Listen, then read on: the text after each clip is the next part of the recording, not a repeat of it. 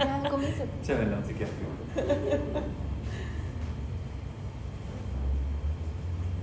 Bien, patología de la vía biliar.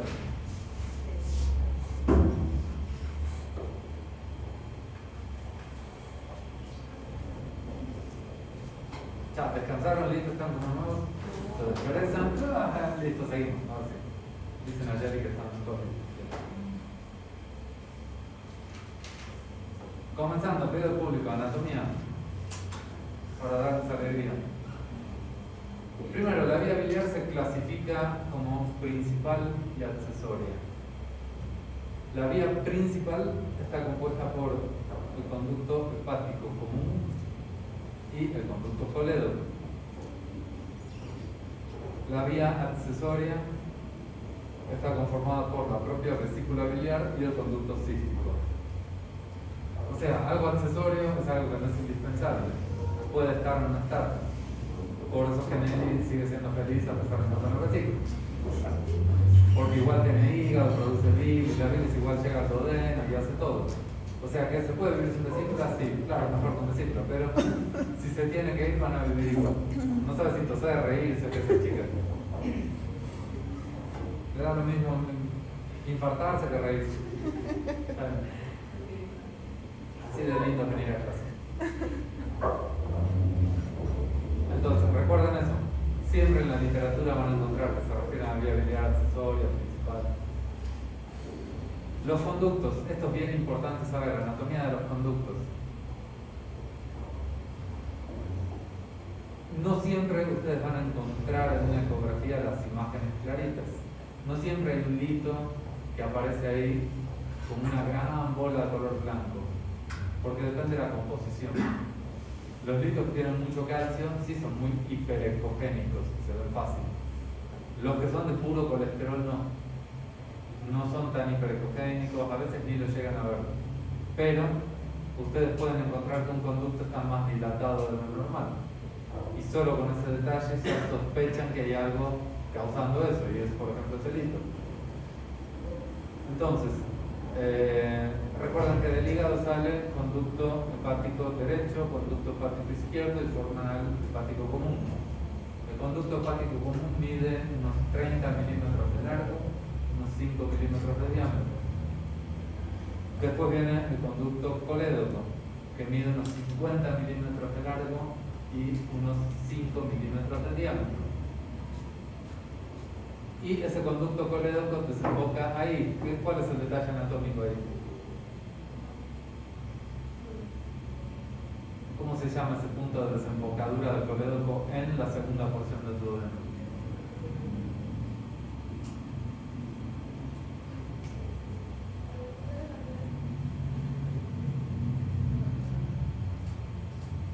¿Ya? Es que se... ¿Listo? Ni me mira esa chica, ¿no?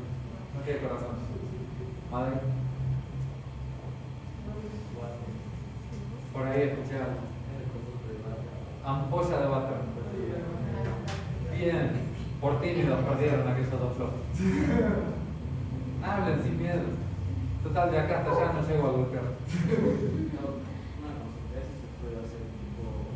Tenía una paciente que le colocaron una prótesis. ¿En el colédoco? Tal vez le hicieron una CPRE, entraron por la otoscopía. Sí, creo que sí. Ajá. Sí, en un ratito les voy a explicar exactamente eso, cómo se hace, por qué todo. Sí, interesante. Entonces, el conducto colédoco desemboca en la ampolla de váter.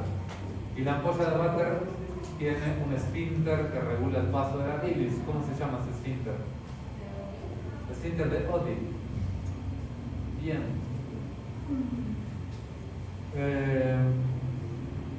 ¿Quién más desemboca junto con el colédoco en la ampolla de váter? El conducto pancreático principal, que también se llama conducto de Wilson. ¿No? ¿Ahí tenías un lito? Qué feo. Te hicieron la CPRE también. Bueno, bien que estés acá, porque muchas veces se complica ese procedimiento. No, pero en serio, digamos, si se fijan, ven valores no sobrevivientes. En serio, miren que si ustedes se fijan, el porcentaje de pacientes que tienen complicación con una CPRE es más alto que con cualquier otro procedimiento. Y la cantidad de indicaciones, o sea, de criterios para hacer, tiende a ser baja, porque justamente se intenta evitar para evitar las complicaciones. Después vamos a hablar de por qué puede pasar ese proceso del delito que llega hasta ahí, porque es bien interesante eso, es bien interesante. Después nos queda el conducto cístico, este pequeño, que une a la vesícula con el colédoco. El conducto cístico mide unos 30 milímetros de largo y el diámetro va de 4 a 3 milímetros. Se va reduciendo desde el cuello de la vesícula hacia el colédoco. La vesícula mide más o menos entre 60 a 80 milímetros de largo, unos 30 a 40 milímetros de diámetro. Puede almacenar entre 30 a 60 mililitros de bilis y tiene un fondo, un cuerpo, el cuello, y acá esta dilatación que ven ahí la pueden encontrar con 3 nombres distintos, como infundíbulo, como bolsa de Hartmann o también como bacinete. Típico que el ecografista te reporte, por ejemplo, se observa un lito o una imagen hiperecogénica compatible con lito de tantos milímetros de diámetro alocado en la bolsa de Hartmann. Es bastante común que aparezca ahí el lito y que te lo reporten de esa forma. Ahí.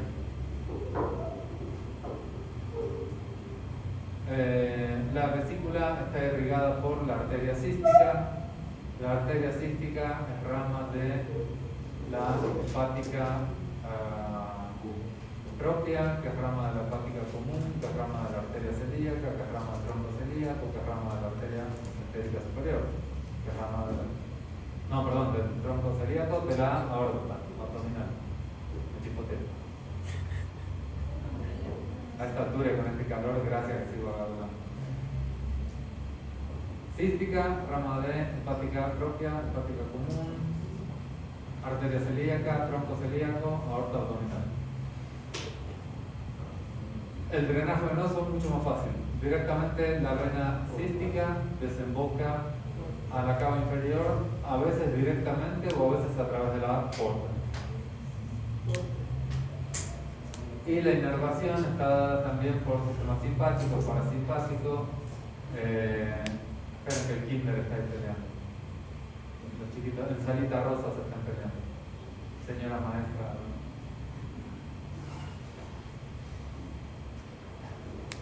Tiene 3 años, ¿verdad?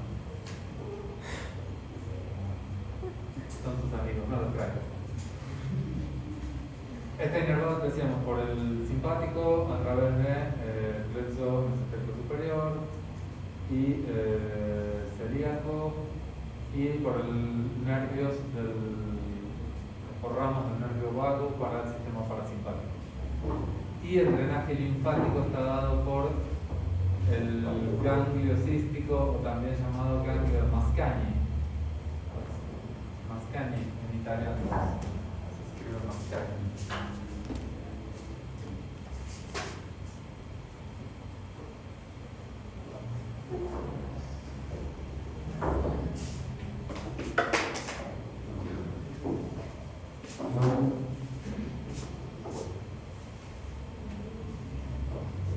Y este, a diferencia del apéndice, solo tiene 3 capas.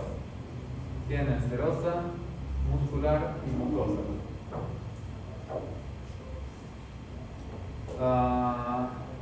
También tiene algunos detalles anatómicos más. Esa mucosa también hace unos pliegues a nivel del cuello y forma las válvulas Eyster que regulan la entrada y salida de bilis, y tiene también un esfínter para eso, que es el esfínter de Lütgens.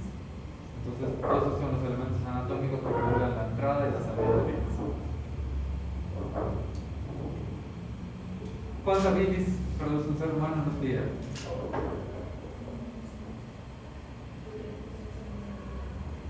No, 30 a 60 mililitros acumula la vesícula. Pero ¿cuánto sintetiza tu hígado cada día?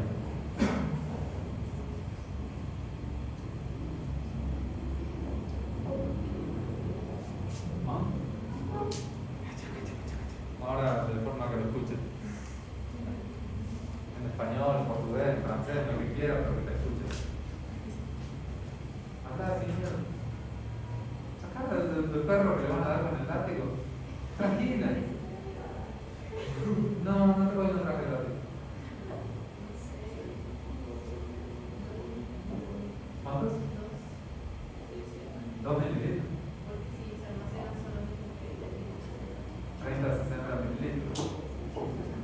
Se almacena. ¿Y cuánto produce el hígado? 500 hablan por acá. Madrid, 500. ¿Quién da más? ¿Quién da más? Ya hay una oferta. 600. ¿Quién da más?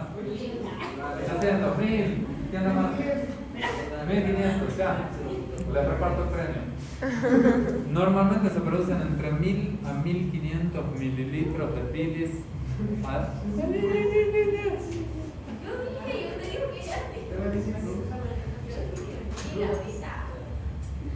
Decilo bien en voz alta y veniana.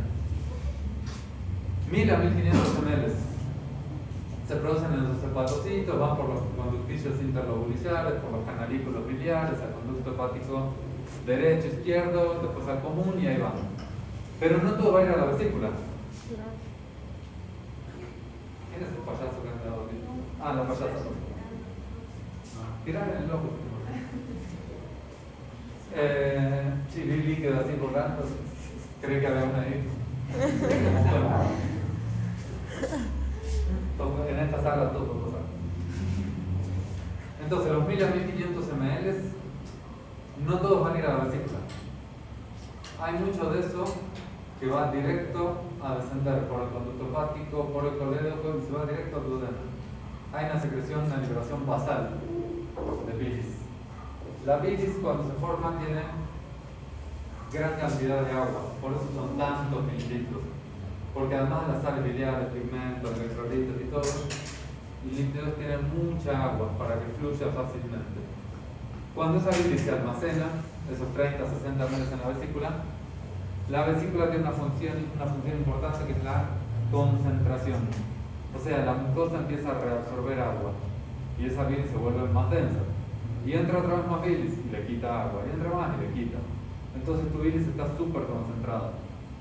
Para que cuando vayan a hacer una ingesta grasosa, cuando se van a comer sus chicharrones, sus kingdom y todos esos tóxicos, su cara de deseo.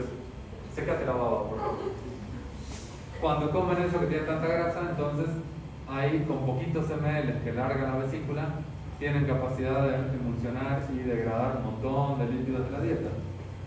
Por eso es tan importante esa función, no solo de almacenar, sino de concentrar la bilis en la vesícula. ¿Qué tiene que ver enfermedad con la bilis? Sí, es algo muy comúnmente asociado. No es tan que hay reniego y hay bilis y demás, pero ¿cuál es la parte cierta un poquito en eso? En que hay ciertas respuestas neurológicas, como por ejemplo cuando estás con tu rabieta, tu renegando y demás, que generan descarga de ciertos neurotransmisores.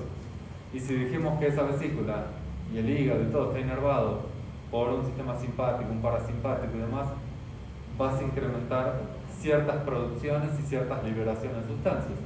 Entonces de ahí que viene eso. Por tanto, renegar y la bilis, si bien no es que hay renegué y me explota la vesícula, no, pero sí es cierto que puedes tener mayor liberación, más molestia, que si vas a vomitar tenés un vómito bilioso con más cantidad de bilis porque siempre hay liberación basal.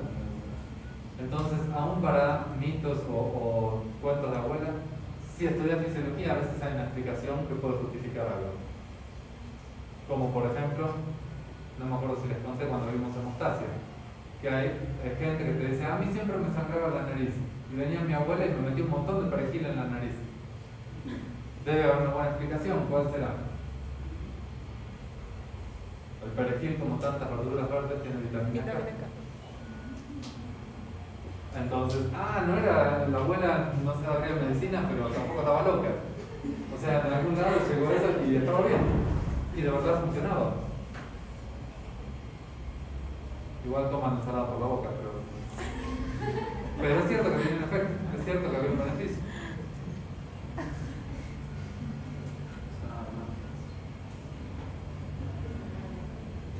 Causas de patología biliar. Litos, la colelitiasis. La principal causa para terminar con una colecistectomía es la formación de litos. Los litos se forman en la vesícula, pero una persona colecistectomizada podría formar litos en la vía biliar igual. No es común, no es muy frecuente, pero existen. Hay casos así. O también que digamos, tenía su vesícula y todo, pero tenía un lito en el conducto. ¿Por qué? Porque la vesícula tenía un lito. Cuando liberó mucha bilis, porque el paciente estaba en quismo. Entonces, tac, tac, tac, tac, y sale el lito. Llega hasta acá. Fíjate que acá hay un lito. Entonces, ¿qué es lo que pasa? ¿Por qué tenés dolor espasmódico? ¿Por qué hay espasmos musculares? Porque la vesícula, cuando detecta que hay una obstrucción, lucha para liberar. Entonces intenta expulsar a ver si saca el lito. Y el lito empieza a bajar. Y por eso el lito puede ir bajando y quedarse clavado en el coredo.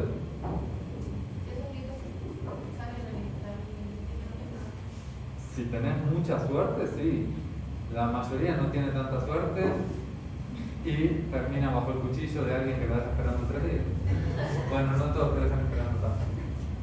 Pero se puede quedar ahí clavado y te puede dar otras complicaciones más que vamos a hablar en un rato todavía y que necesites cirugía o una CPR, que es la colangiopancreatografía retrógrada endoscópica. Se entra con un endoscopio por tu boca, llegan hasta el duodeno y del duodeno mandan una sonda retrógradamente por el coledo a buscar celito o a destruirlo y sacarlo. Ahora en ratito lo vemos con imagen todo.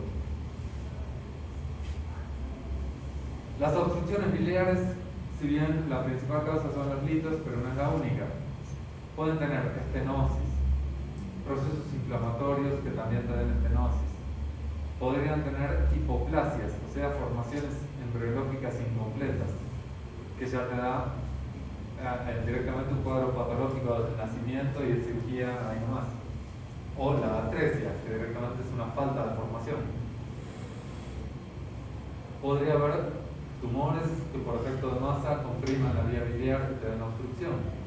Un tumor en la cabeza del páncreas también te va a comprimir al coledo y te va a dar una obstrucción biliar. Hay tumores propios de la vía biliar, como el tumor de Klatskin, que es un tumor maligno, infiltrante, una desgracia, mal pronóstico. Podría tener quistes. La colangitis es un proceso ya infeccioso en la vía biliar. Una colecistitis aguda litiásica puede complicarse también con una colangitis, porque se sobreinfecta. La colecistitis puede ser aguda, puede ser crónica. Hay personas que tienen inflamación crónica. Si le hacen una ecografía, van a ver que esa vesícula siempre tiene las paredes más gruesas de lo normal. Y puede tener litos adentro, porque hay litiásica o alitiásica. La alitiásica sin litos. Si es con litos, ves que habla de aguda crónica y hay exacerbaciones también.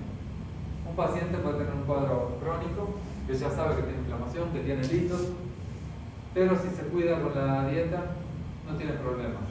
Pero algún día se tentó, comió algo graso más o algún otro tipo de alimento que les voy a hablar después también, libera mucha bilis y el lito que estaba ahí tranquilo, que estaba tal vez en el fondo o en el cuerpo, se mueve, se va hasta el cuello, se clava y ahí te da una reagudización, una colecistitis crónica reagudizada. Y ahí, si le das un fármaco antiespasmódico, tal vez relajando esa musculatura, el lito se vuelve a mover, se libera y se evita una cirugía. Si no tiene suerte y con un antiespasmódico el lito sigue clavado, a quirófano. Las disinesias son alteraciones de los movimientos de la vesícula. Hay personas que tienen vesículas que se mueven poco, poca contracción, ritmo lento, y eso te puede dar también sintomatología digestiva cuando ingieren líquidos, más condicionamiento para el riesgo de formación de litos. Disfunciones del esfínter de Oddi que habíamos mencionado, puede ser tanto primaria como secundaria, es decir, que sea primaria, simplemente tiene una afección neurológica y no funciona bien, o puede ser secundario a otro procedimiento. Por ejemplo, te hicieron el procedimiento que decíamos antes, retrógrado, y se formó fibrosis en el esfínter de Oddi. Entonces ya no tiene su misma capacidad para regular el paso de virus. O te puede hacer una estenosis y te hace un cuadro obstructivo.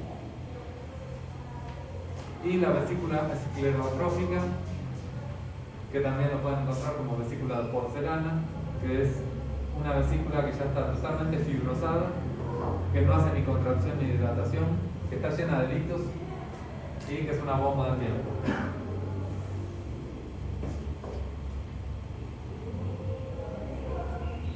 Una más, ¿en quién ocurre esto más? ¿En hombres o mujeres? Hombres, mujeres, ¿alguien que desempate? Mujeres. Mujeres. Reniegan más.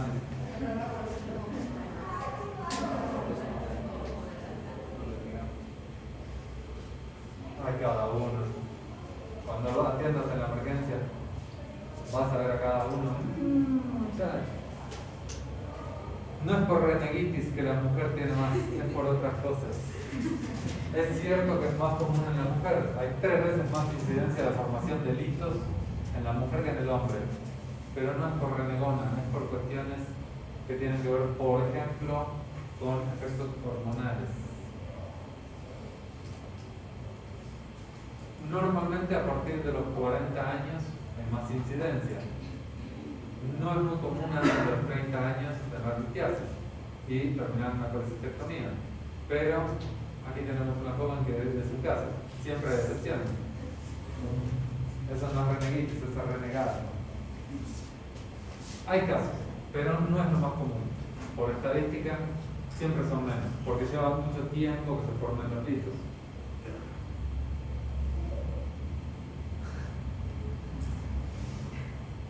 Como oso polar.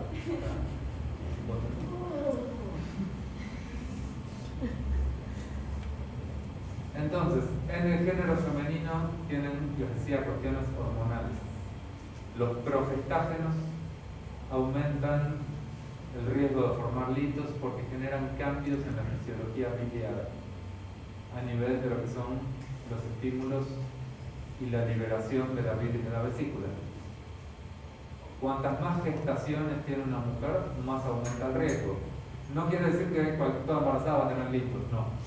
Pero por estadística, si tu riesgo, digamos que fuera, 1 en 20, cuantas más gestaciones tenés, tu riesgo va a ser 1 en 15, 1 en 10, o sea, tenés más chance de tener litos.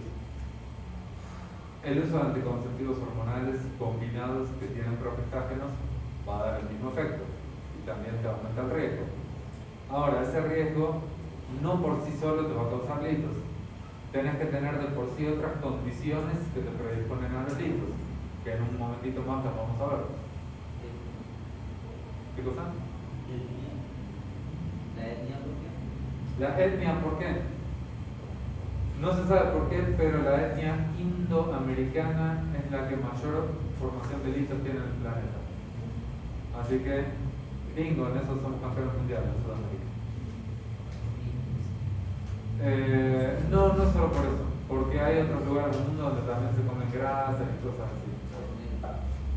En Estados Unidos comen basura, básicamente. En ese sentido, dentro de todo, Bolivia, digamos que todavía sigue siendo una especie de paraíso nutricional. No es normal encontrar un país que no tenga transgénicos. O sea, en ese sentido, el atraso industrial juega a favor, porque es un país casi libre de transgénicos y donde se puede comer alimentos de gran calidad baratos. No hay muchos lugares del mundo donde tengan eso. No es normal. Vayan a Buenos Aires a comprar una lechuga que no parezca una hoja de papel, sino que sea lechuga, y te dicen es orgánica, vale el triple. Y hacerte una bendita ensalada de lechuga, tomate y cebolla es carísimo. La ensalada, la lechuga que comen en Mendoza es más chico. Sí, es muy rica, pero no encontrar una que no sea transgénica. No hay tantas. La cebolla para. Y están rociadas con todos los pesticidas más poderosos que se te ocurran, con todo su potencial carcinogénico. Y Bolivia, en ese sentido, más que Escherichia coli no te vas a encontrar. Que dentro de todo te la sacas encima fácil. Claro, o sea, es fácil limpiar un alimento. Porque dejas en agua con unas gotas de lavandina o de DG6, lo que vas a consumir crudo lo dejas ahí media hora y ya está. Entonces, en serio, en ese sentido, pocos lugares en el mundo tienen posibilidad de comer tan sano, tan barato. Claro, después si vos elegís, si compras algo sano y te haces comida, si te vas a las islas y terminas mal. Pero la opción la tenés. Entonces, la etnia indoamericana es la que más tiene. La obesidad y el consumo excesivo de lípidos también te predispone a una formación de litos. Ya hablamos de los anticonceptivos y hay ciertas infecciones que también. Las infecciones parasitarias estimulan la producción de ciertos tipos de litos, como los pigmentos marrones. Hay bacterias como por ejemplo Streptococcus fecalis, Escherichia coli, Bacteroides fragilis, que una persona que tuvo múltiples infecciones por esas bacterias aumenta su riesgo de formar litos en la viabilidad.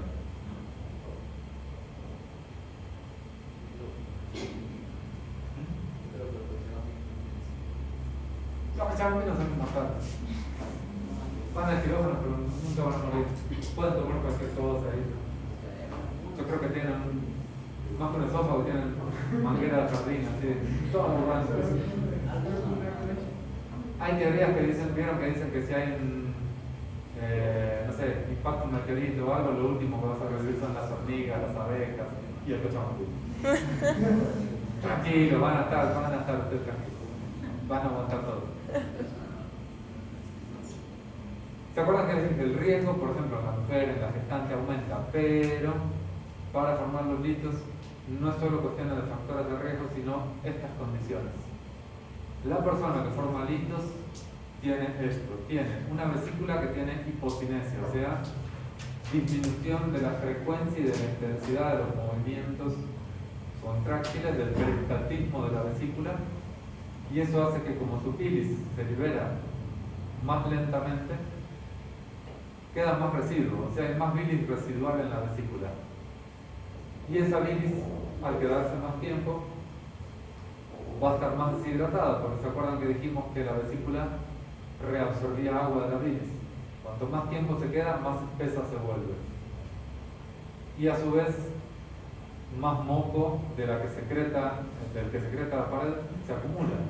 Entonces, bilis densa, con menos agua, con más moco, se vuelve más densa todavía.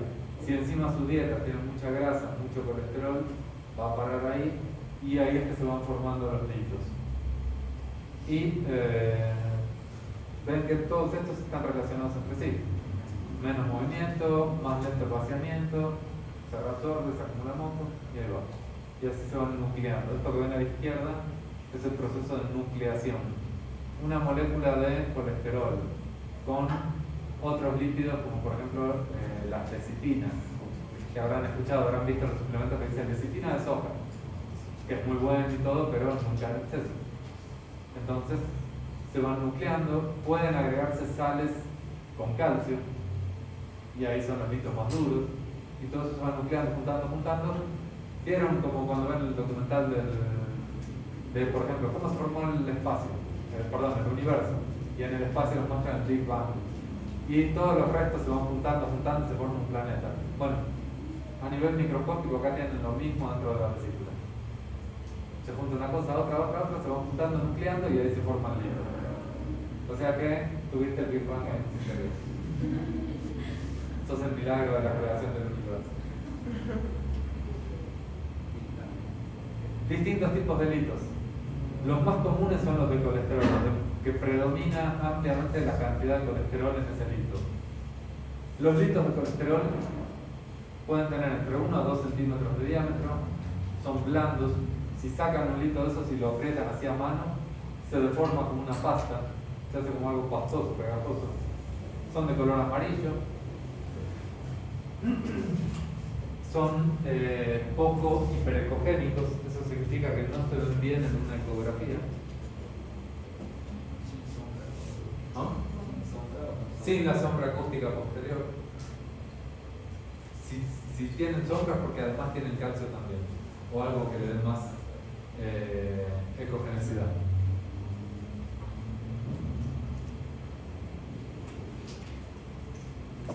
Después, los litos de pigmentos negros, oscuros, son los más duros de todos.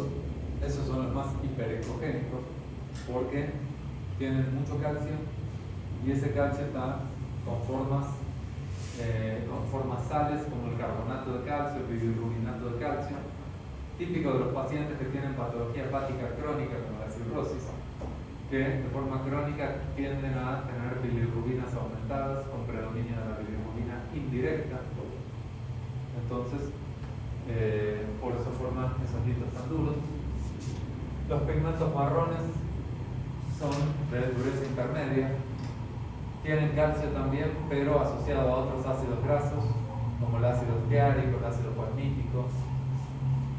Estos se parecen más como al corcho. Y hay vesículas de contenido mixto, que pueden tener distintos tipos de litos. Estos se asocian más a las personas que tuvieron múltiples infecciones parasitarias. La manifestación típica es tener dolor en el hipocondrio derecho, tipo espasmódico, ictericia. Típicamente se desencadena esto después de la ingesta de alimentos colecistoquinéticos, o sea, los que estimulan la liberación de bilis y los movimientos de la vesícula, o sea, básicamente lo que tiene grasa, no únicamente, después voy a mencionar más. Y como todo cuadro abdominal, les puede dar también estado nauseoso, vómitos, en este caso vómitos biliosos, salud. Y la fiebre va a aparecer cuando ya se complica con una infección, o sea, cuando también hay una colangitis. En la colangitis está la tríada clásica: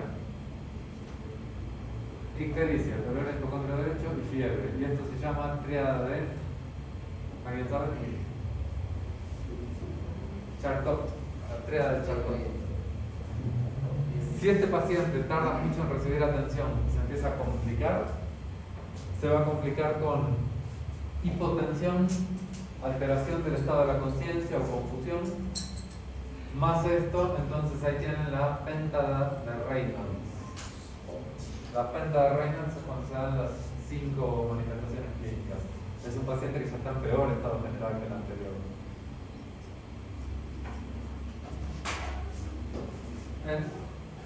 ¿Quería sacar fotos? Dale. El dolor del hipocondrio derecho en este paciente puede irradiar a la escápula derecha. Y en los...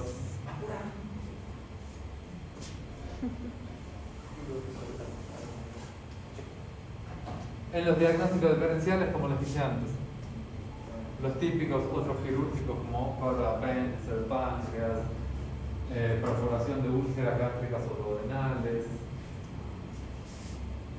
la hepatitis, que obviamente va a ser muy parecido porque también es dolor en el hipocondrio derecho, ictericia, y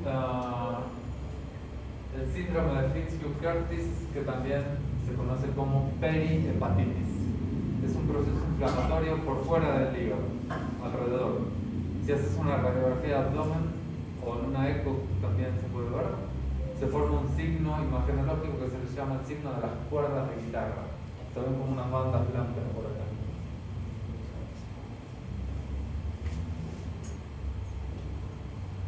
Ahí tenemos barro biliar y microlitiasis abundante.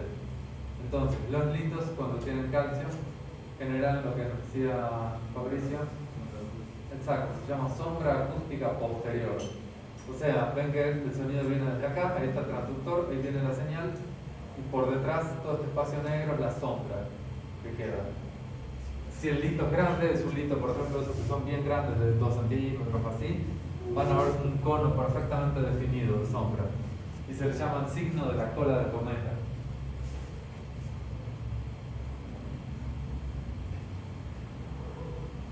Y recuerden que en la ecografía también podría haber dilatación de la vía biliar, de Toledo, policístico, litos en los conductos.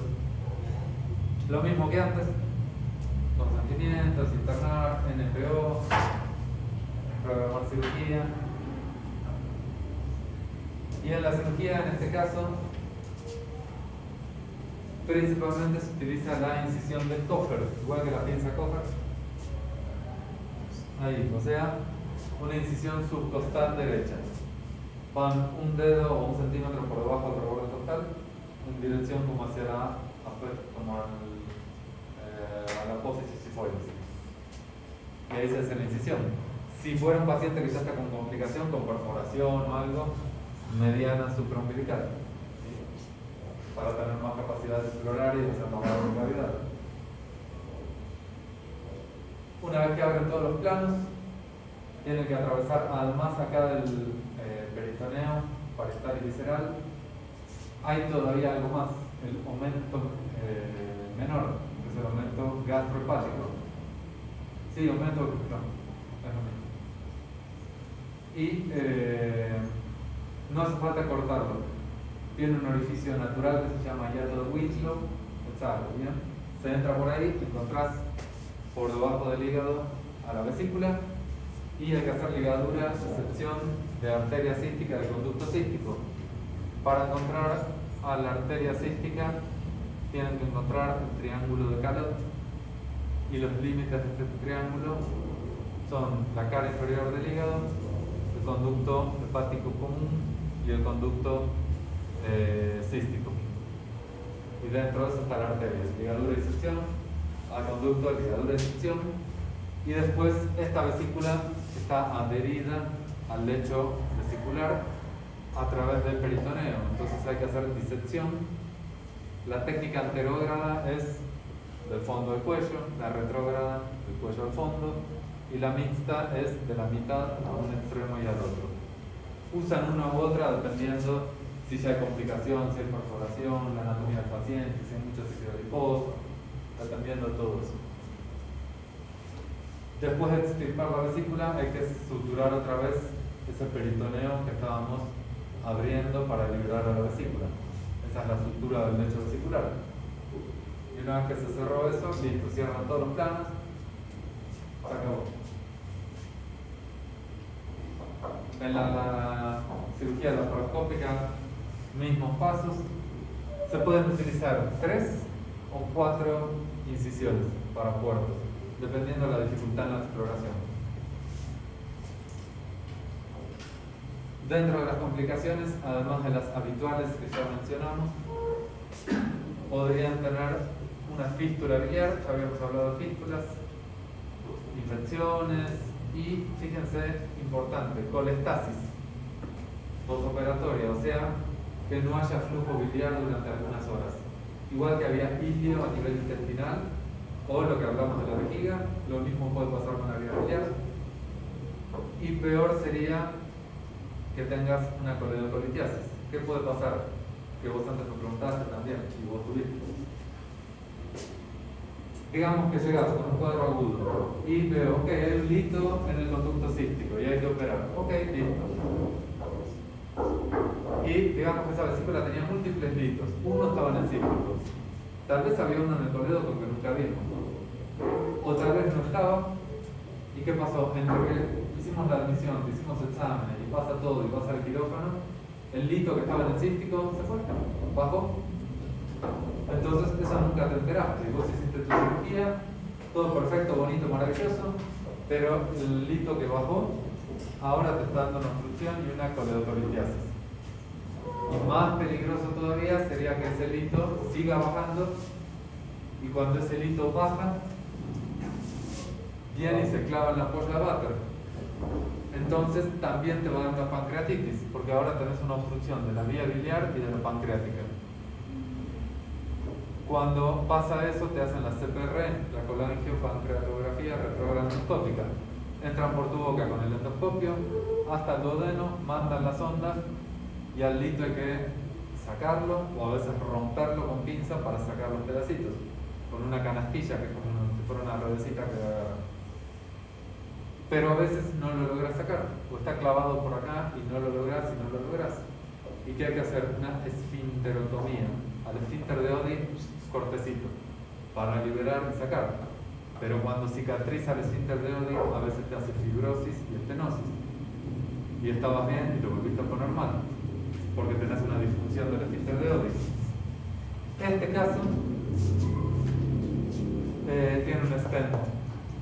Esto es una prótesis, igual que el stent que se pone en las coronarias. Entonces, este paciente tiene un tumor en la cabeza del páncreas. Y como le comprime la vía biliar y está ictérico y todo lo demás, entonces entran por ahí, colocan el stent, permeabilizan otra vez la vía biliar. Igual el paciente con CA de cabeza del páncreas tiene mal pronóstico.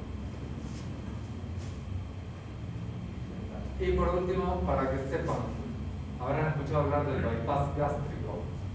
Entonces, el bypass es una derivación.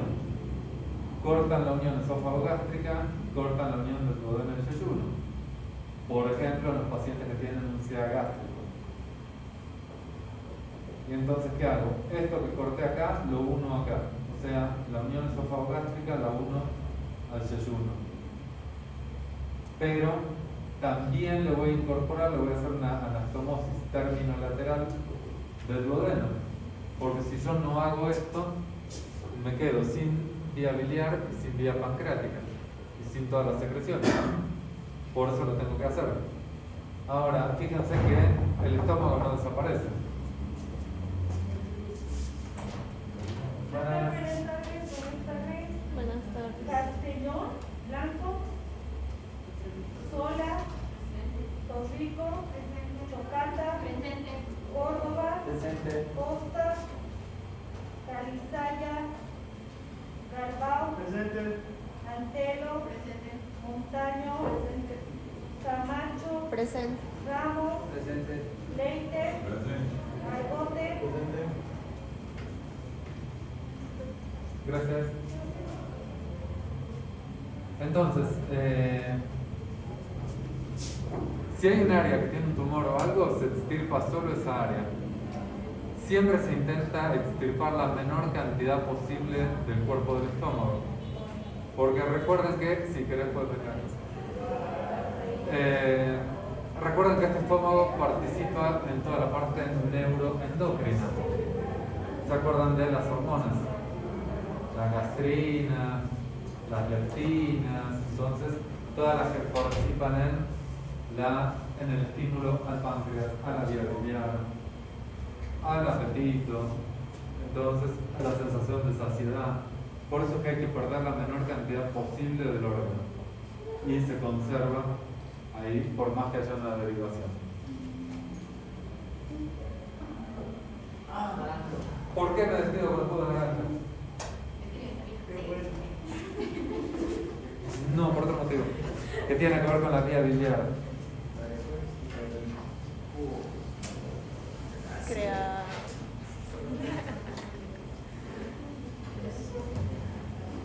Nelly, ¿no te hablaron nada de los cítricos cuando te operaron?